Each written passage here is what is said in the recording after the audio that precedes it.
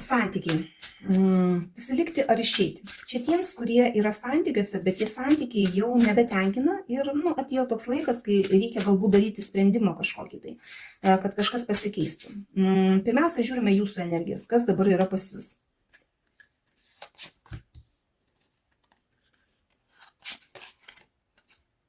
Na, žiūrėkit, jūs turite daug svajonių.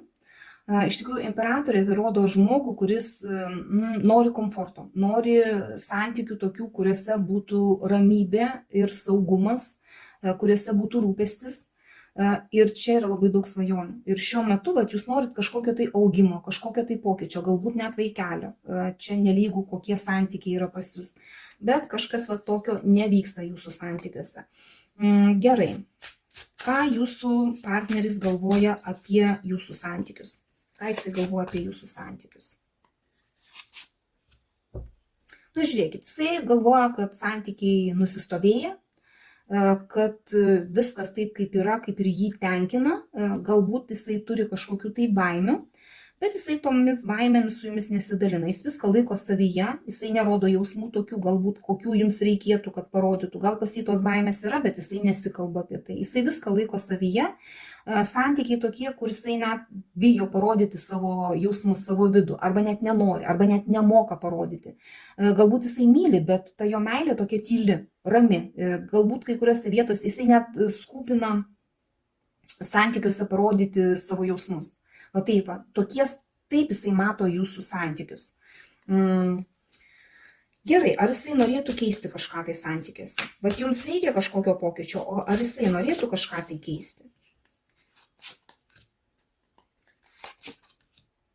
Na, žinokit, taip, jisai norėtų užbaigti tą etapą, kuris dabar yra, nes jam irgi čia yra sunku, tos baimės kažkokios yra ir jam yra per sunku, taip jisai norėtų keisti, bet jisai norėtų galbūt kažkokio tai impulso, galbūt net reikėtų pasikalbėti, nes čia kažkokia kaip mintis atėjo.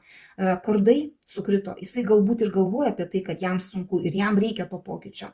Gerai, galbūt tada kaip jums elgtis, kad pas jūs santykiuose atsirastų tas pokytis?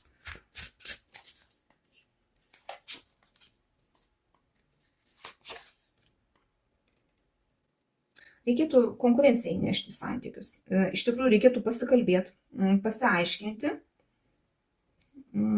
apie tą tylą, kodėl ta tyla, nes ketvirtukai krenta santykiuose. Galbūt pasipasakoti reikėtų apie savo svajones, apie tai, ko jūs norite, apie tai, ko jūs tikitės iš santykių. Ir žiūrėti, kas bus toliau. Gerai, jeigu jūs pasiliekate šituose santykiuose, tarkim, bandot pasikalbėti ir pasiliekat šituose santykiuose pusę metų bėgyje, kaip tie santykiai tęsiasi.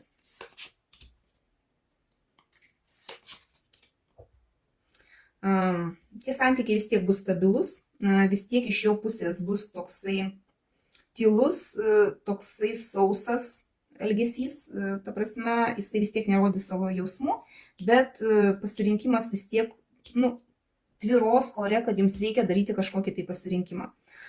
Jeigu jūs išeinate iš šitų santykių, nes jie jūsų netenkina pusės metų bėgyje, kaip jūs jausitės? Na, žiūrėkit, jūs jausitės gerai.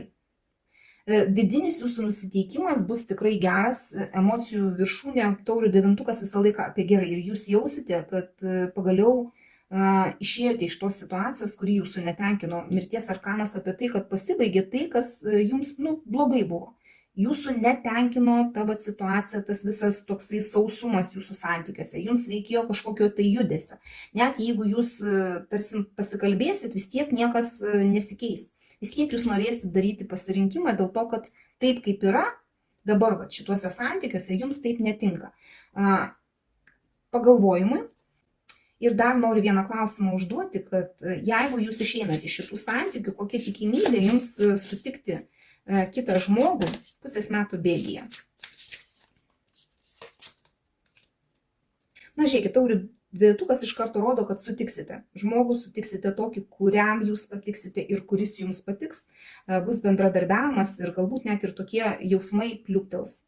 Nauji, gražus, kuriuose bus galbūt ne taip, kaip yra dabar šituose santykiuose. Vėlgi, tai yra bendras kortų skaitymas, paimkite tik tai, kas rezonuoja, Visą kitą paleiskite. Bet pagalvot galbūt yra apie ką kiekvienam, kuris pažiūrėjo šį kortų skaitymą.